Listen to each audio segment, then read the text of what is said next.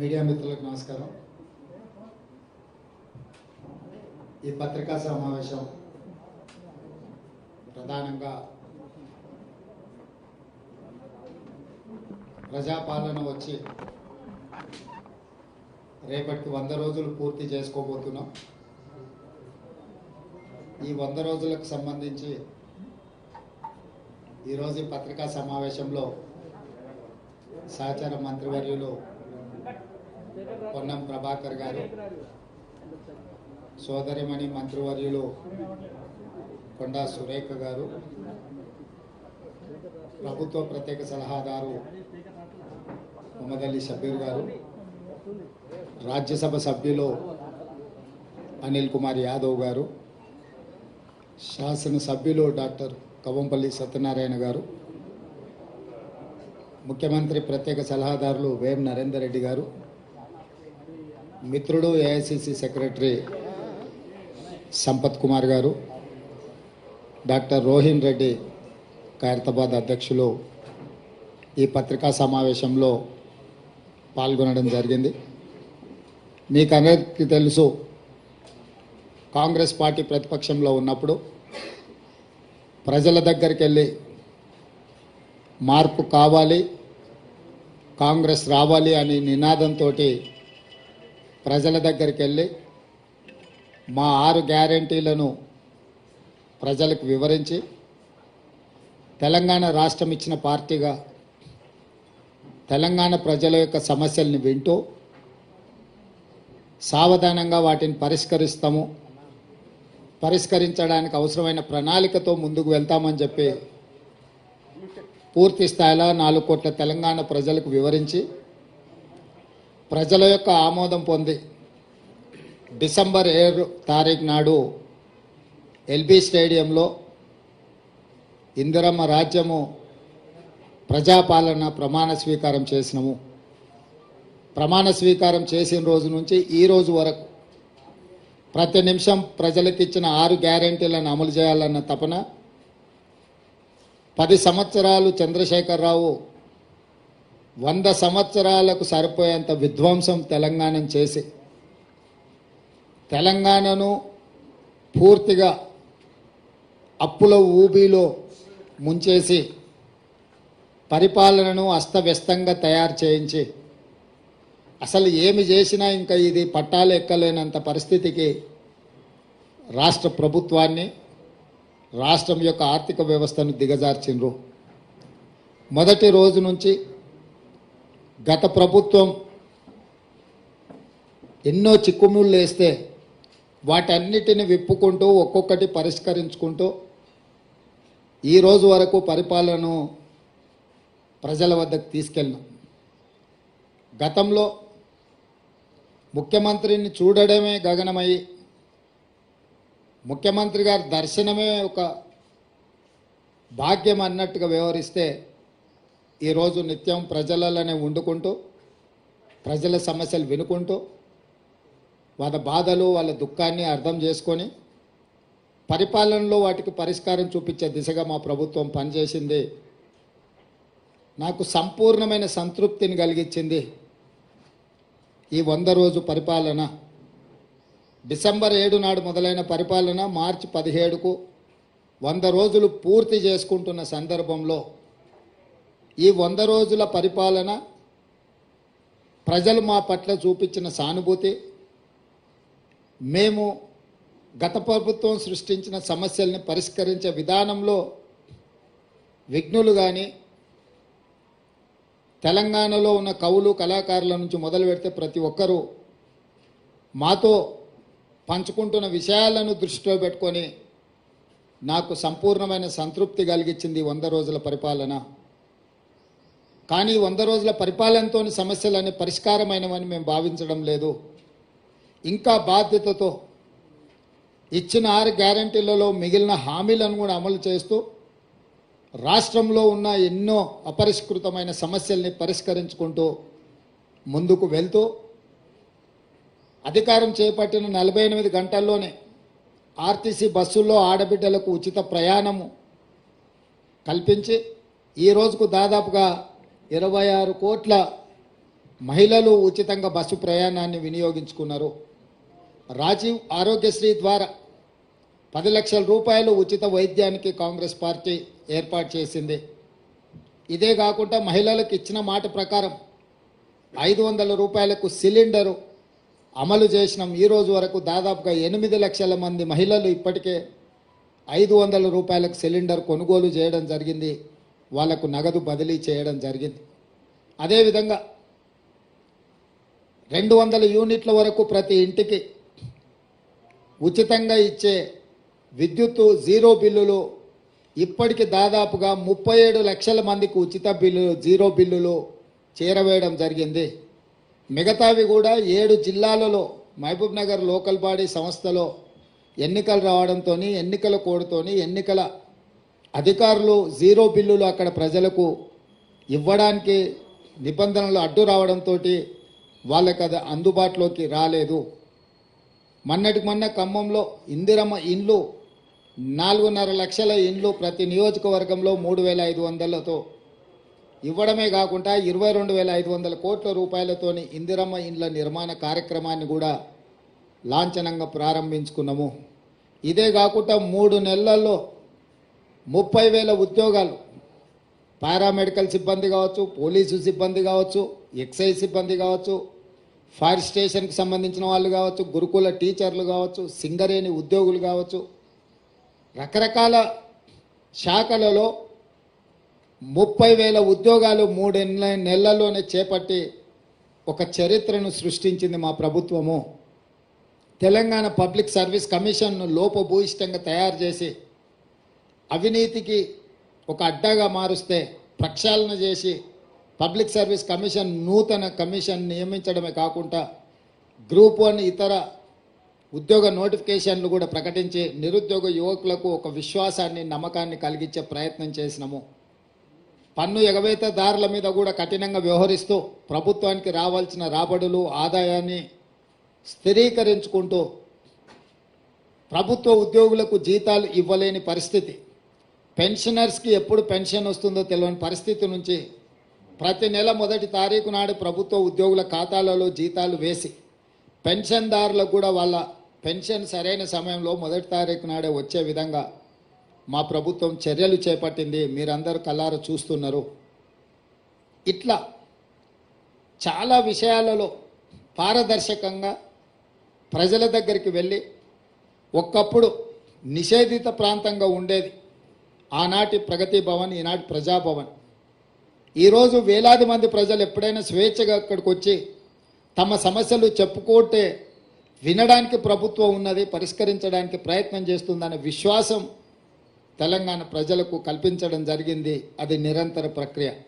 సచివాలయం ఒకప్పుడు అదేదో నిషేధిత ప్రాంతం, అది కేవలం కొంతమంది దొరలకు వాళ్ళ వంది మాగదులకు మాత్రమే అందులోకి అనుమతి, తెలంగాణ ప్రజలకు అందులో అనుమతి ఇచ్చేది లేదు, వాళ్ళను రానిచ్చేది లేదు అని ప్రభుత్వం నిషేధపు ఆజ్ఞలు విధిస్తే స్వేచ్ఛనిచ్చి ఎవరైనా రావచ్చు, ఇది మీది, డాక్టర్ బాబాసాహెబ్ అంబేద్కర్ సచివాలయం అంటే ఆయన వారసులు ఎవరైనా అందులోకి రావచ్చు, మంత్రులను కలవచ్చు, అధికారులను అడగొచ్చు, మీరు స్వేచ్ఛగా, ఇది మీ ప్రభుత్వం, మీ ప్రభుత్వంలో ఉన్న ప్రజాప్రతినిధులు ముఖ్యమంత్రి నుంచి మంత్రుల వరకు అధికారులు పాలకులు కాదు, సేవకులు, మీకు సేవ చేయడానికి మేము ఇక్కడ సిద్ధంగా ఉన్నాం, మీరు రాండి, మీ సమస్యలు చెప్పుకోండి అని సచివాలయానికి వచ్చే స్వేచ్ఛను మా ప్రభుత్వం ఇచ్చింది.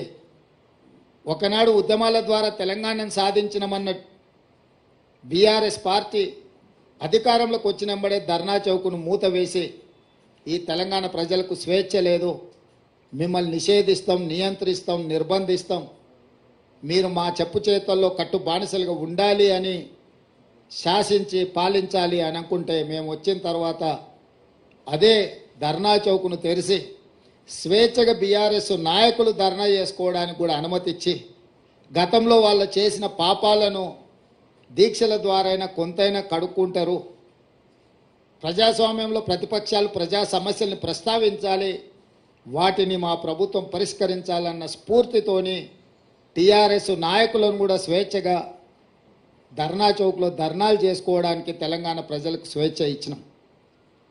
అదేవిధంగా పౌర హక్కుల సంఘాల నుంచి ప్రజా హక్కుల సంఘాల వరకు, లేకపోతే వివిధ సంస్థలు ప్రజల కోసం నిరంతరం పనిచేసే వాళ్ళను సచివాలయానికి పిలిచి ముఖ్యమంత్రిగా నేనే స్వయంగా ఆ సంఘాలతోని సంస్థలతోటి సంప్రదించి ప్రజల యొక్క హక్కులకు భంగం కలిగించే నిర్ణయాలు అవి ఏవైనా వాటిని పరిష్కరించే విధంగా వాళ్ళందరితో కూడా కూర్చొని మాట్లాడుకోవడం జరిగింది. ఇంకొక పక్కన క్రిస్టియన్ మత సంఘాలకు, ముస్లిం మత సంఘాలకు, హిందువులకు సంబంధించిన సంఘాలను స్వేచ్ఛగా వాళ్ళ యొక్క నమ్మకం, విశ్వాసమైన వాళ్ళ మతాలకు సంబంధించిన అంశాలను, అందులో పేరుకుపోయిన సమస్యలను పరిష్కరించడానికి వాళ్ళతోనే సచివాలయంలో ముఖ్యమంత్రిగా మా మంత్రులు, మా సహచరులతో వాళ్ళతో కూర్చొని మాట్లాడి ఈరోజు వాళ్ళని అందరినీ కూడా, ఇది ప్రభుత్వం అందరిది, ఆనాడు మార్పు కావాలి, కాంగ్రెస్ రావాలి అన్న ఆలోచనతోటి ఏదైతే ప్రజల దగ్గరికి వెళ్ళినామో మార్పు మొదలైంది. మార్పు వేగంగా ప్రయాణిస్తుంది. మార్పు మారుమూల తండాలలో, గూడాలలో, పల్లెల్లోకి చేరుతుంది, చేరింది అన్న విశ్వాసాన్ని ప్రజలకు కల్పించే విధంగా మా ప్రభుత్వం పనిచేస్తుంది. పాత్రికేయ మిత్రులకు సంబంధించిన సమస్యల్ని కూడా వాళ్ళ సంఘాలను కూడా పిలిచి వాళ్ళతో కూడా మాట్లాడడం జరిగింది. అందుకోసమే వాళ్ళకు సంబంధించిన చాలా కాలంగా అపరిష్కృతంగా ఉన్న సమస్యల్ని పరిష్కరించడానికి కూడా ఒక కార్యాచరణను తీసుకోవడం జరిగింది. స్థూలంగా ఈ 100 రోజుల్లో తెలంగాణ సమాజంలో భాగస్వాములైన ప్రతి ఒక్కరిని సచివాలయానికి వచ్చి రాష్ట్ర పరిపాలన ఎక్కడి నుంచి అయితే నిర్ణయాలు జరుగుతాయో అక్కడ వాళ్ళని రప్పించి రావడానికి అనుమతించి వాళ్ళందరితో కలిసి మాట్లాడి వాళ్ళు లేవనెత్తిన ప్రతి అంశాన్ని చట్ట పరిధిలో పరిష్కరించడానికి సంపూర్ణంగా ప్రయత్నం చేసినాము.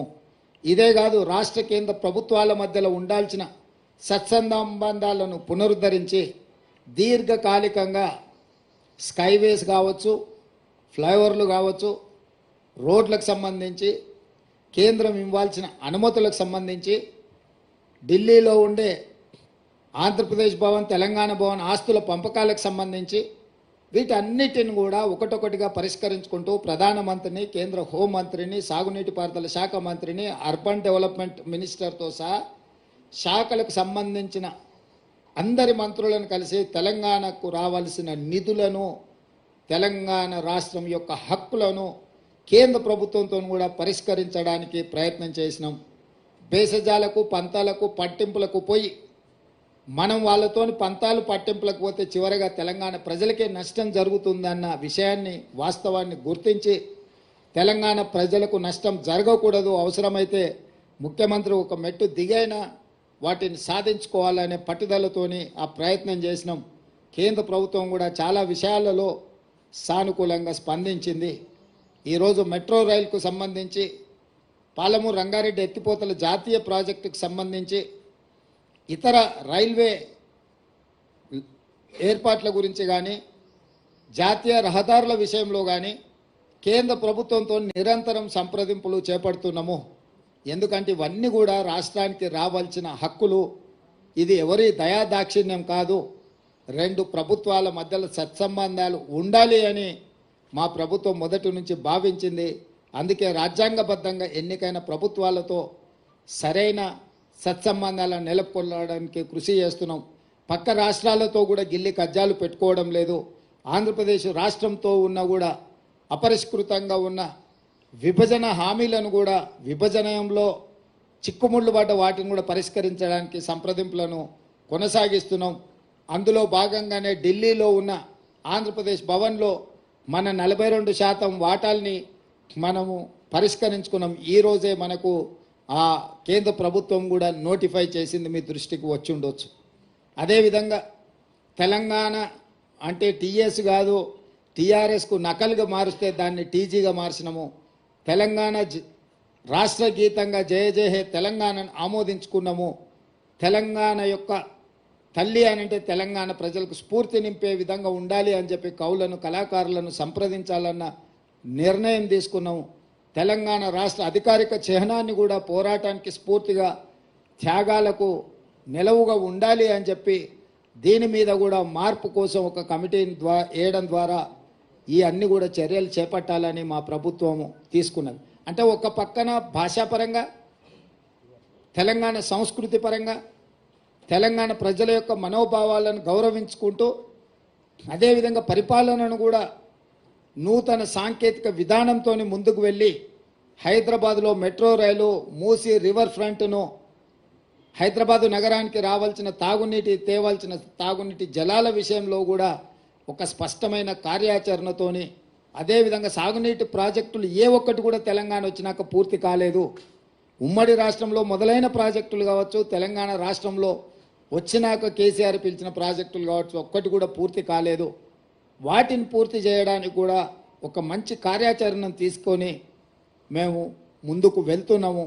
మా సహచర మంత్రులందరూ కూడా బాధ్యతాయుతంగా రోజుకు 18 గంటలు పనిచేస్తూ ఈ ప్రభుత్వానికి, తెలంగాణ రాష్ట్ర ప్రజలకు మంచి పేరు, తెలంగాణ మోడల్ని ఇదొక వైబ్రెంట్ తెలంగాణ అని నిరూపించే విధంగా ఈరోజు మా సహచర మంత్రులందరూ కష్టపడి పనిచేస్తున్నారు. మనస్ఫూర్తిగా సహచర మంత్రులను కూడా నేను అభినందిస్తున్నా.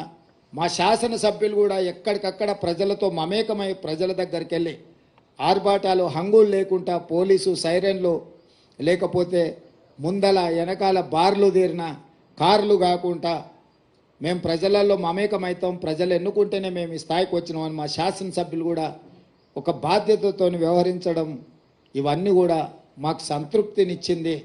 వీటన్నిటిని దృష్టిలో పెట్టుకొని 100 రోజులు సహకరించిన మీడియా మిత్రులకు, అదేవిధంగా తెలంగాణ సమాజానికి మనస్ఫూర్తిగా వారికి కృతజ్ఞతలు, ధన్యవాదాలు. పిసిసి అధ్యక్షుడిగా, అదేవిధంగా తెలంగాణ రాష్ట్ర ముఖ్యమంత్రిగా వాళ్ళందరికీ కృతజ్ఞతలు తెలియజేస్తున్నా. మీడియా మిత్రులకు కూడా ధన్యవాదాలు. కొంత సంవయనం పాటించి మీరందరూ కూడా తెలంగాణ ప్రజలకు కావలసిన విషయాలను ముందుకు తీసుకొస్తున్నారు. మీరు కూడా భవిష్యత్తులో ఇదే విధంగా సహకరించాలి.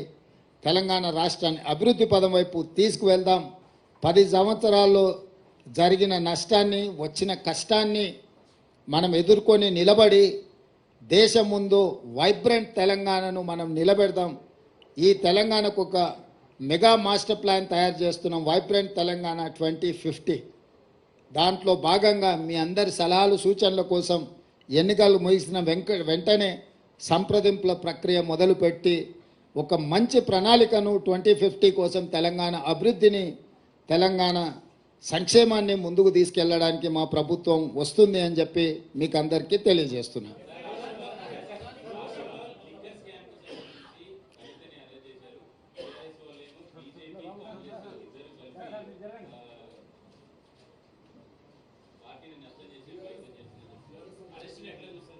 ఇప్పుడు ఇది టీవీలలో సీరియల్ చూస్తే సంవత్సరాల కొద్ది కొనసాగుతూనే ఉంటాయి. వాటికి ఆరంభం ఎప్పుడైందో చెప్పలేము, అంతం ఎప్పుడైతుందో కూడా చెప్పలేము. ఈ లిక్కర్ స్కామ్కు సంబంధించి కూడా కేసీఆర్ కుటుంబము, బీజేపీ ప్రభుత్వం నిరంతర ధారావాహికంగా టీవీలలో ఒక సీరియల్ను తలపించే విధంగా నాటకాలకు, డ్రామాలకు తెరలేపినరు. ఇన్ని సంవత్సరాల నుంచి కొనసాగుతున్న ఈ డ్రామా నిన్న అరెస్టు డ్రామాతో పతాక స్థాయికి వచ్చింది.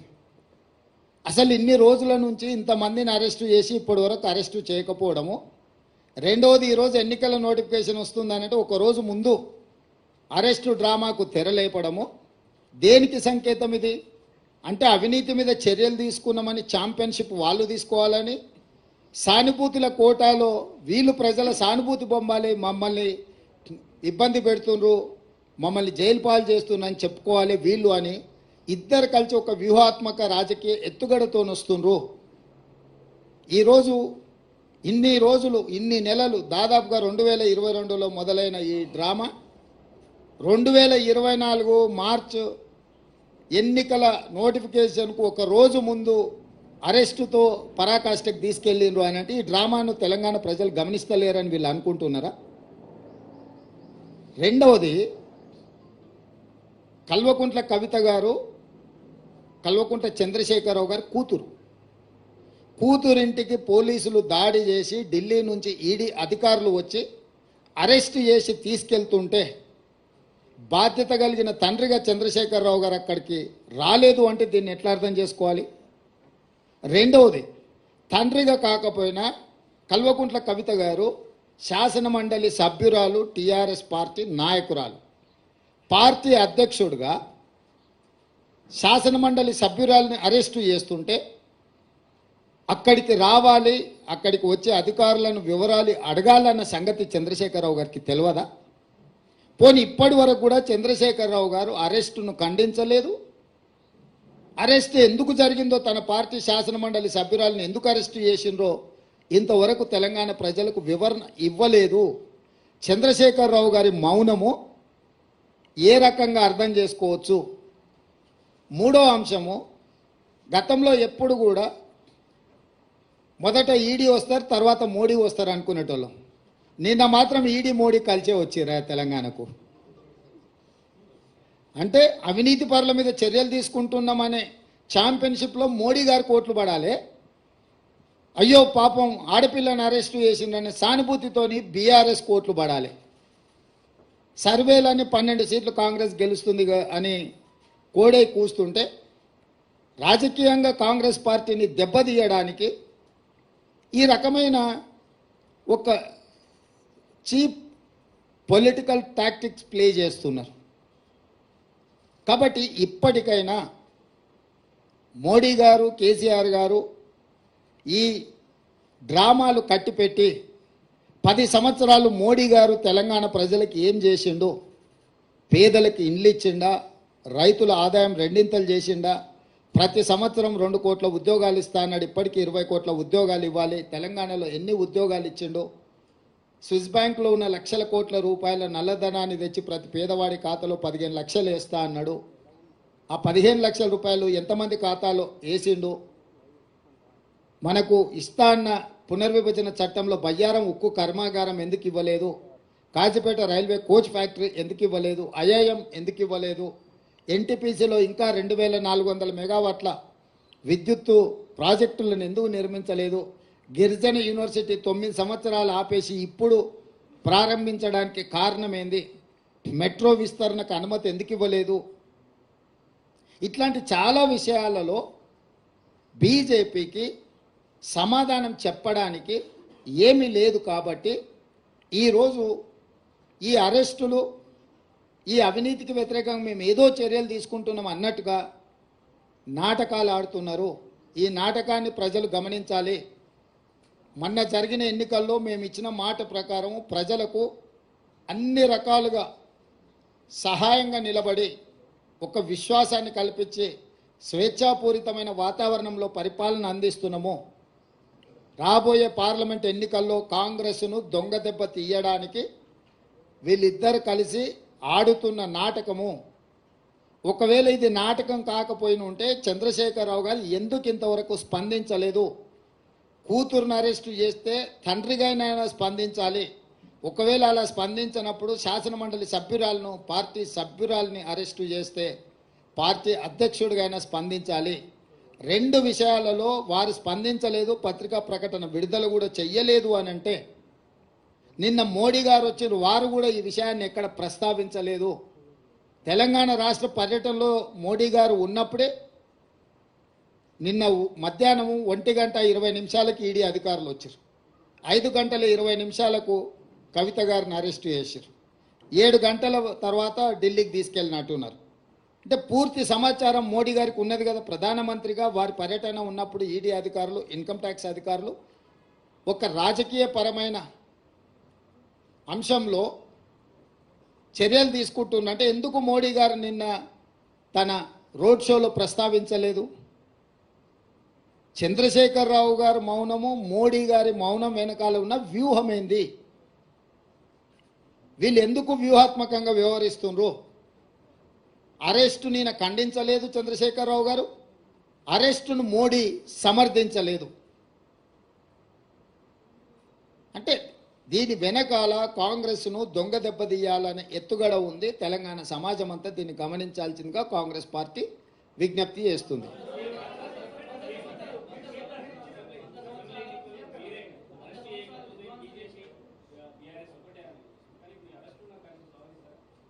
నేను అరెస్టును సందర్భం ఇద్దరు నాయకుల యొక్క స్పందన రావాలి. ఒక ఆయన ప్రధానమంత్రి, ఒక ఆయన పార్టీ అధ్యక్షుడు. ఒక ఆయన అరెస్టు చేసిండు, ఇంకొక ఆయన అరెస్టు కాబడ్డాడు. ఫస్ట్ వాళ్ళిద్దరు బయటకు వచ్చి వాళ్ళ విధానం ఏందో మాట్లాడమనుండ్రి. వాళ్ళ విధానాలు మాట్లాడినాక ప్రజలు నిర్ణయిస్తారు వీళ్ళు ఎలాంటి నాటకాలకు తెరలేపిండ్రు, ఈ నాటకాలకు ఏ విధంగా స్వస్తి పలకాలను ప్రజలు నిర్ణయిస్తారు.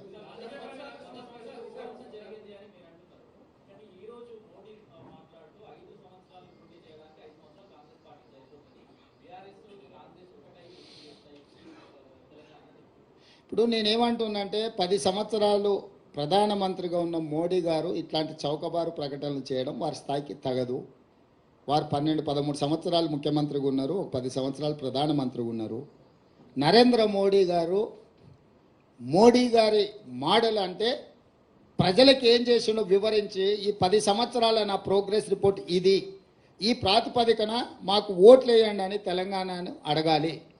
తెలంగాణ రాష్ట్ర ఏర్పాటుని అవహేళన చేసి కాంగ్రెస్ పార్టీ పార్లమెంటు తలుపులు మూసి నిర్బంధించి తెలంగాణ బిల్లు ఆమోదించి రాష్ట్రాన్ని ఏర్పాటు చేసిండ్రు. తల్లిని చంపి పిల్లను బ్రతికించిండ్రు అని మోడీ గారు మాట్లాడినరు. అంటే తెలంగాణ రాష్ట్ర ఏర్పాటు ప్రక్రియనే అవహేళన చేసి చట్టసభలలో మాట్లాడి రాజ్యసభలో లోక్సభలో తెలంగాణను అవమానించిన మోడీ గారికి తెలంగాణ రాష్ట్రం గురించి మాట్లాడడానికి, తెలంగాణ అనే పదం పలకడానికి కూడా వారికి అర్హత లేదు. ఓట్లు అడగడం చాలా దూరం. ఈరోజు బీజేపీ నాయకులు ఎవరైనా సరే 10 సంవత్సరాల అవినీతి మీద ఎందుకు చర్యలు తీసుకోలేదంటే సమాధానం లేదు. ఈ లిక్కర్ కేసు కూడా ఢిల్లీలో నమోదైన కేసు, ఢిల్లీ ప్రభుత్వానికి వ్యతిరేకంగా నమోదైన కేసు. చాలామందిలో కల్వకుంట్ల కవిత గారు ఒకరు. కానీ తెలంగాణ రాష్ట్ర ప్రభుత్వం 10 సంవత్సరాల నుంచి పాల్పడ్డ అవినీతి మీద ఒక్క కేసు అయినా ఎందుకు నమోదు చేయలేదు? బీజేపీ నాయకులు ఈరోజు సమాధానం చెప్పగలరా?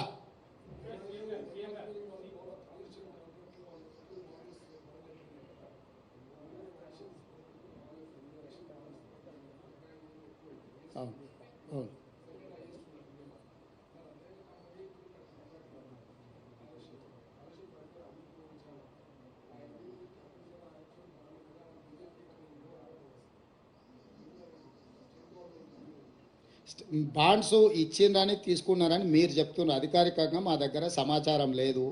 వాళ్ళ బాండ్స్ అదే కంపెనీ చాలా పేపర్లకు కూడా ఫుల్ పేజ్ ప్రకటనలు ఇచ్చిండ్రు. అది కూడా లంచంలో భాగమని కొన్ని ఆరోపణలు ఉన్నాయి.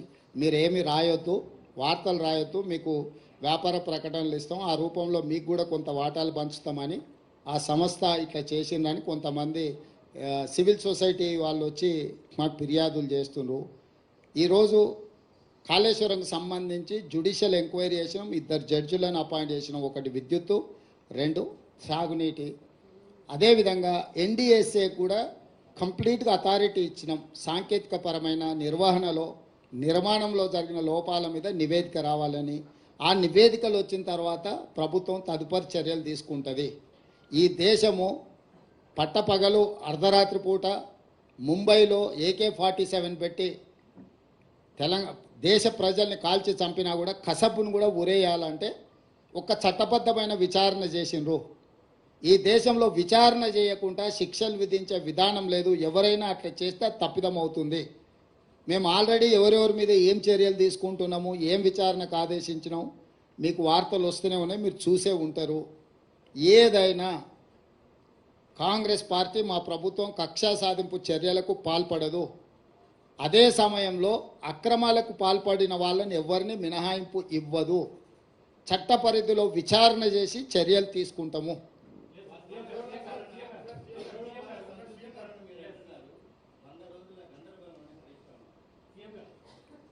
వాళ్ళ పార్టీలో ఉన్న గందరగోళం, కుటుంబంలో ఉన్న తగాదాలను ఆయన పరోక్షంగా ప్రస్తావిస్తున్నాడు. ఆయన పాపం జాలి పడాల్సిన సందర్భం. నిన్న అక్కడికి వెళ్ళిండు, చేతులు కట్టుకొని నించున్నాడు. ఇవాళ ఇట్లయింది, రేపు ఎట్లయితుందో అని. రమేష్,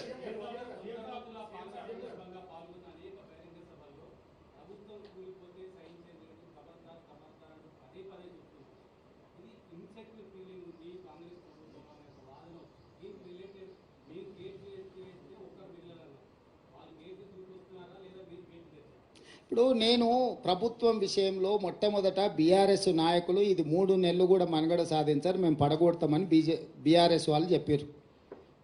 శాసనసభలో ఉన్న కడియం శ్రీహరి గారు లాంటి వాళ్ళు, కేసీఆర్ కూడా అంతర్గత సమావేశాలలో ఈ ప్రభుత్వాన్ని మనుగడ సాగనీయము, పడగొడతామని బీఆర్ఎస్ వాళ్ళు అన్నారు.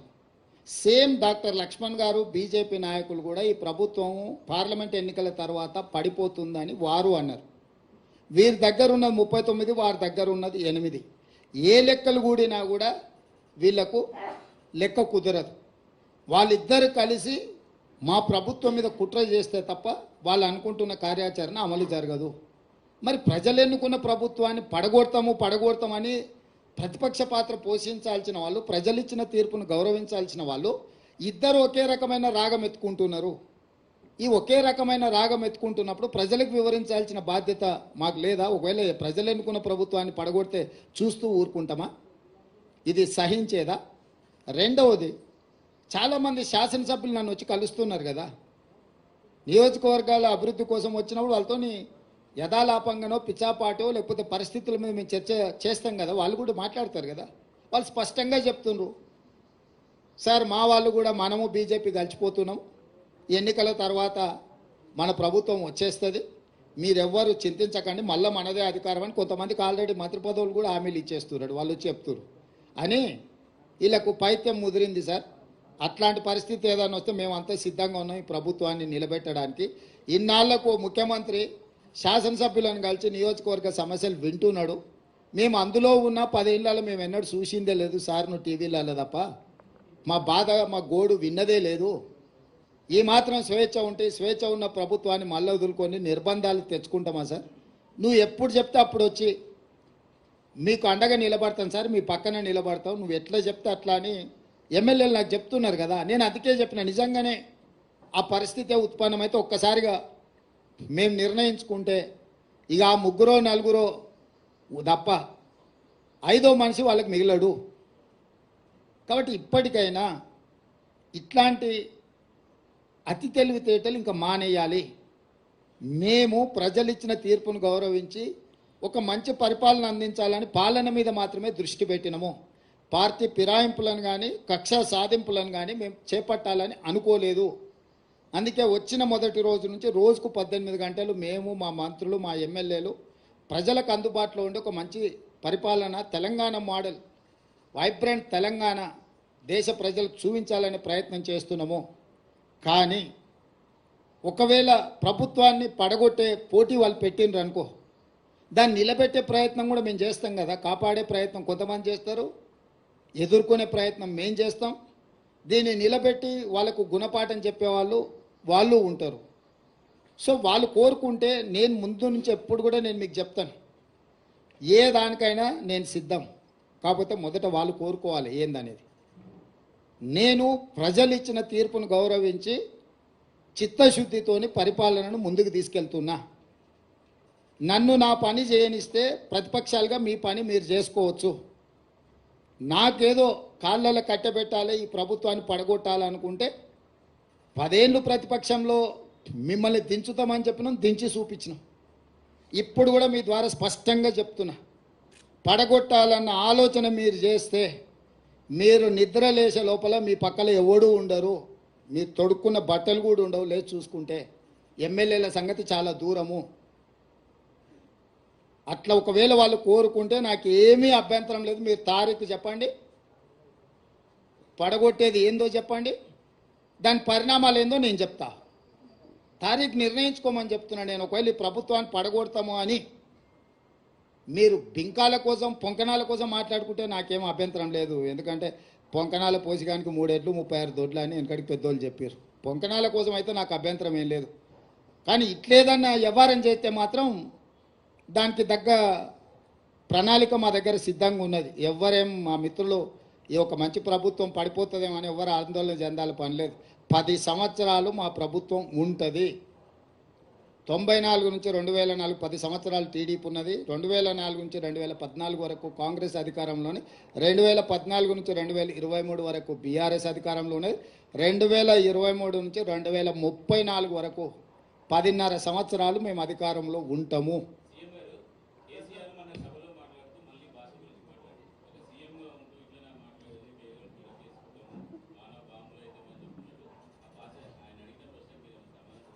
ఇప్పటికన్నా ఆయన జ్ఞానోదయం అయింది. గతంలో ఆయన ఏం మాట్లాడినా ఒకసారి సోషల్ మీడియాలో పెడుతురు, చూసుకోమనురి. ముఖ్యమంత్రిగా శాసనసభలో ఆనాటి పిసిసి అధ్యక్షుడు ఉత్తమ్ కుమార్ రెడ్డి గారిని ఏం మాట్లాడిండు, బయట ఏం మాట్లాడిండు, సభలలో ఏం మాట్లాడిండు ముఖ్యమంత్రిగా ఒక్కసారి చూడమన్నారు. అంతెందుకు నల్గొండలో సభలో ముఖ్యమంత్రిని పట్టుకొని ఎన్ని మాటలు అన్నాడు మీరు తీయండి. రాష్ట్ర మంత్రిగా, కేంద్ర మంత్రిగా, ముఖ్యమంత్రిగా 40 సంవత్సరాలు సుదీర్ఘమైన అనుభవం ఉన్న చంద్రశేఖరరావు నల్గొండ జిల్లాలో బహిరంగ సభలో ముఖ్యమంత్రిని పట్టుకొని ఎన్ని మాటలు మాట్లాడినా మీకు ఒక్కసారి చూడండి. ఆయన అహంకారము ఇంకా కూడా అనగలేదు.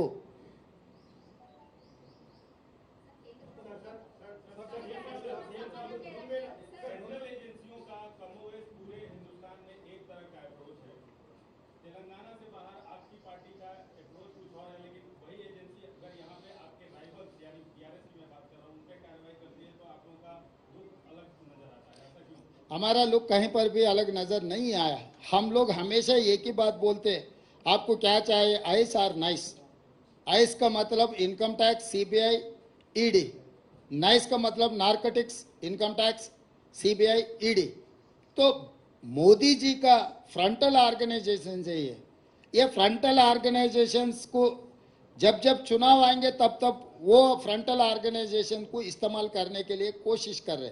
इससे पहले ईडी पहले आते थे, बाद में मोदी जी। कल अचानक तेलंगाना में ईडी और मोदी दोनों मिलके एक साथ साथ में आ गए।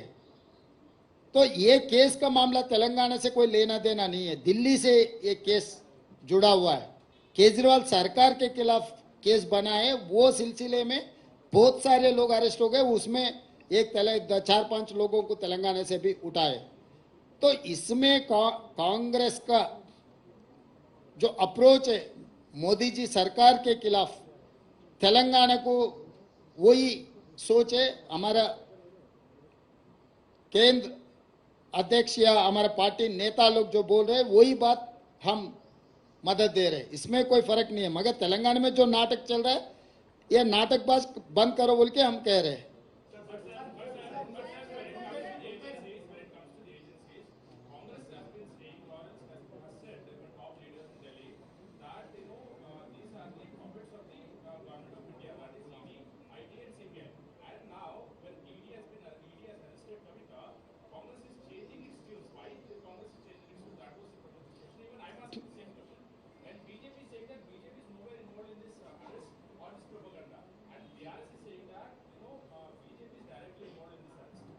See, I don't change my stand. Still I am supporting my party stand. Here in tunes of Modi only they are playing. Just one day before the notification they have arrested Kavita for political benefit for BRS and BJP. They are acting like their frontal organization. So still my statement is same. I don't change my stand. This arrest also part of the politics influenced by Narendra Modi ji.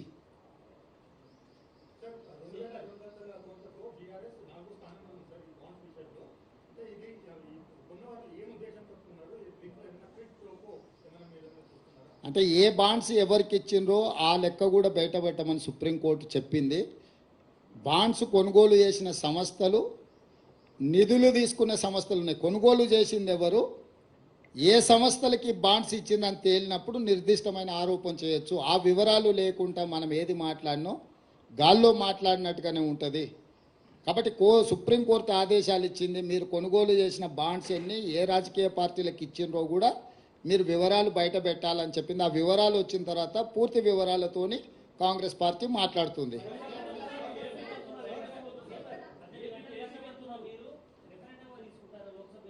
ఏందండి? Yes, డెఫినెట్గా నేనే ప్రకటించిన రాబోయే parliament ఎన్నికలు మేము రెఫరెండంగా భావిస్తున్నాం. మా పనితనాన్ని 100 రోజుల పరిపాలన దృష్టిలో పెట్టుకొని ప్రజల్ని ఓటేయమని మేము విజ్ఞప్తి చేస్తున్నాము. ప్రజలకు మేము స్పష్టంగా చెప్పినాము, మేము నిర్దిష్టమైన హామీలు ఇచ్చినాము, వాటిని తప్పకుండా అమలు చేస్తాము. మా పరిపాలనను కొలబద్దగా పెట్టుకొని మీరు ఓటు వేయండి అని చెప్తున్నాం. 10 ఏళ్ల మోడీ పరిపాలన, 10 ఏళ్ల కేసీఆర్ పరిపాలన, 100 రోజుల మా పరిపాలన మీ కళ్ళ ముందు ఉంది. ఈ మూడిటిని విశ్లేషించి మూడిటిని దృష్టిలో పెట్టుకొని ప్రజల్ని ఓటు వేయండి. ఇది మా ప్రభుత్వానికి రెఫరెండమే.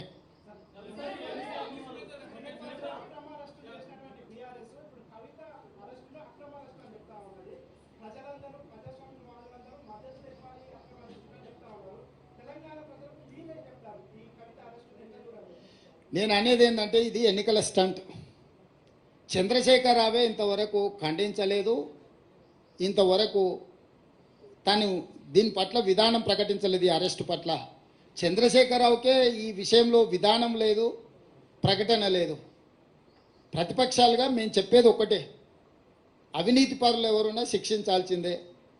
కానీ ఆ ముసుగులో మీ రాజకీయ ప్రయోజనాల కోసం ఒకరోజు ఎన్నికల నోటిఫికేషన్ వచ్చే ముందు మొత్తం పెద్ద డ్రామాకు తెరలేపి ఒక పెద్ద డ్రామా కంపెనీని నడుపుతున్నట్టుగా అనిపిస్తుంది.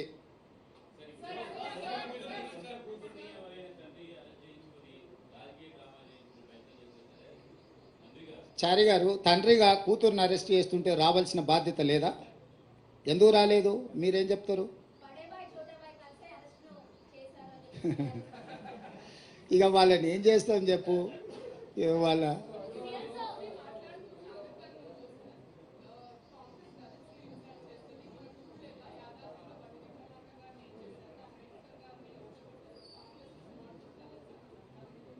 ఈ దేశానికి రాష్ట్రపతిని చేసింది దళితులను కాంగ్రెస్ పార్టీ, వివిధ రాష్ట్రాలలో ముఖ్యమంత్రులను చేసింది కాంగ్రెస్ పార్టీ, ఇక్కడ సిఎల్పి లీడర్గా దళితుని చేసింది కాంగ్రెస్ పార్టీ. ఇవన్నీ పక్కన పెడితే కాంగ్రెస్ పార్టీ అధ్యక్షుడు దళితుడు. సో మాకు దగ్గు నేర్పొద్దు. మోదీ గారికి ఏదైనా ఓట్లు వేయించుకోవాలన్న ఆలోచన ఉంటే ఏదైనా మాట్లాడమనుంది. బంగారు లక్ష్మణ్ కూతుర్ని అవమానించిండ్రు. జాతీయ అధ్యక్షుడిగా పనిచేసి బీజేపీ కుట్ర చేసి ₹1,00,000 లంచం కేసులో పార్టీ అధ్యక్షుడిని ఇరికిచ్చిండ్రు వాళ్ళే. అంటే ఒక దళితుడు వాళ్ళ పార్టీ అధ్యక్షుడు అయితే అతను 3 ఏళ్ల సమయాన్ని కూడా పూర్తి చేయనీయలే. ఇవాళ వారి కుటుంబాన్ని వీధికి వదిలేసిండ్రు, బంగారు లక్ష్మణ్ గారి కుటుంబాన్ని. ఈ విషయాలన్నీ కూడా మోడీ గారు దృష్టిలో పెట్టుకొని వాటిని కూడా ప్రస్తావిస్తే బాగుంటుంది. టికెట్ కాదు, గౌరవం అన్న నేను. గౌరవం వేరు, టికెట్ వేరు. టికెట్లు పరిస్థితులు పరిణామాలను బట్టి టికెట్లు ఇస్తారు. టికెట్లకు కొలబద్దలేదు. గౌరవం గురించి మాట్లాడుతున్నాం. ఆ కుటుంబానికి జరిగిన అవమానం వాళ్ళ కూతురే వచ్చి ఏం చెప్పిందో నాకు తెలుసు, నేను ఇక్కడ ప్రస్తావించదలుచుకోలేదు. తప్పకుండా బంగారు లక్ష్మణ్ గారు ఒక దళిత నాయకుడు, ఈ ప్రాంతం నుంచి జాతీయ స్థాయికి ఎదిగిన నాయకుడు. వాళ్ళ కుటుంబానికి గౌరవం ఉండాలని మేము కోరుకుంటున్నాము, గౌరవం ఇవ్వాలని కూడా మేము కోరుకుంటున్నాము.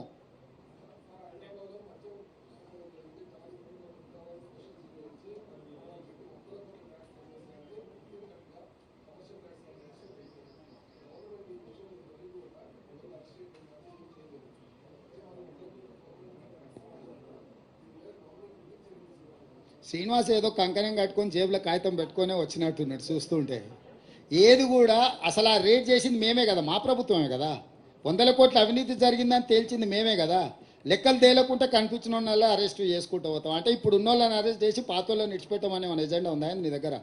దీని మొత్తం ఆఖరి వరకు లబ్ధిదారుడు కూడా వాని వెనకాల ఉన్నాము, తీగ పట్టుకున్నాము. డొంకంతా కదలాలి, డొంకను మొత్తం కదిలిస్తాం. దాని వెనకాల ఉన్న దొరల్ని నువ్వేమైనా కాపాడి ఇప్పుడు బినామీలను అనామకులను పెట్టి వాళ్ళని అరెస్ట్ చేస్తే అయిపోద్దని అనుకుంటున్నావు. అట్లా లేదు, లోతుకెళ్ళి. आप ये बोल रहे हैं कि दलित और कई सारे जो माइनॉरिटीज है उनके लिए हम लोग एक स्पेशल रिजर्वेशन देंगे एक तरफ, दूसरी तरफ होम मिनिस्ट्री सीए लेके आने के लिए एक इम्प्लीमेंटेशन बात की है। तेलंगाना गवर्नमेंट का स्टैंड क्या है? कल ही दिखाया था मैं, आप नहीं आए शायद इफ्तार में।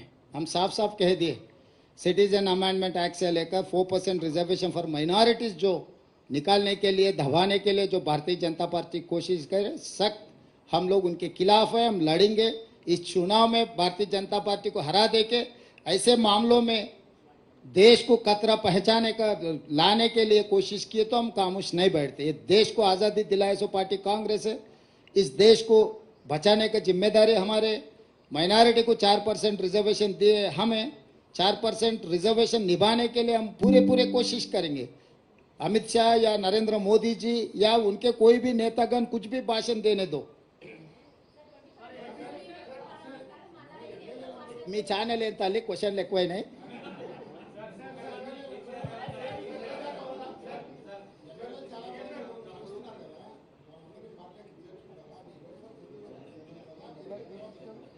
ఇక మీరు చూస్తుండండి, అన్ని ముందే చెప్తే మళ్ళీ మీరు ప్రెస్ మీట్ కూడా రారు.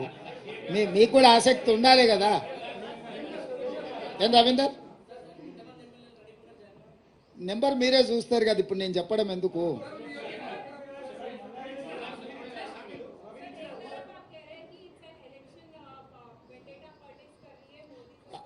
I have not said vendetta politics. I have said stunt, drama.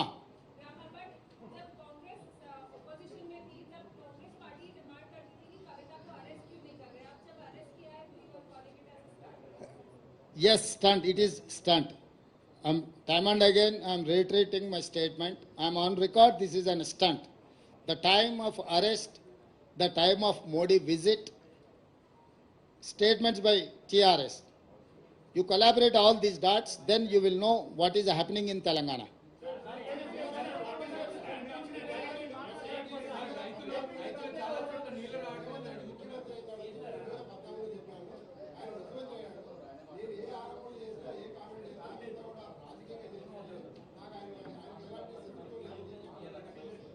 ఎట్లా మల్లారెడ్డి స్టేట్మెంట్గా చూస్తా. అది ఇచ్చింది మల్లారెడ్డి గారి స్టేట్మెంట్, మల్లారెడ్డి గారి స్టేట్మెంట్ లాగానే చూస్తా. నిజమే, సమస్యలు ఉన్నాయి. గత ప్రభుత్వం చేసిన పాపాలు ఇంకా అవి ముందుకు జరుగుతూనే ఉన్నాయి. అందుకే నిర్దిష్టమైన ప్రణాళికతో ముందుకు వెళ్తున్నాము. ఆ పార్టీ ఎలాంటి ముందస్తు ప్రణాళిక లేకుండా అడ్డగోలుగా వ్యవహరించడంతో కొన్ని సమస్యలు ఉత్పన్నమవుతున్నాయి. ఆ సమస్యలన్నిటిని కూడా పరిష్కరించే ప్రయత్నం చేస్తాం. ధన్యవాదాలు.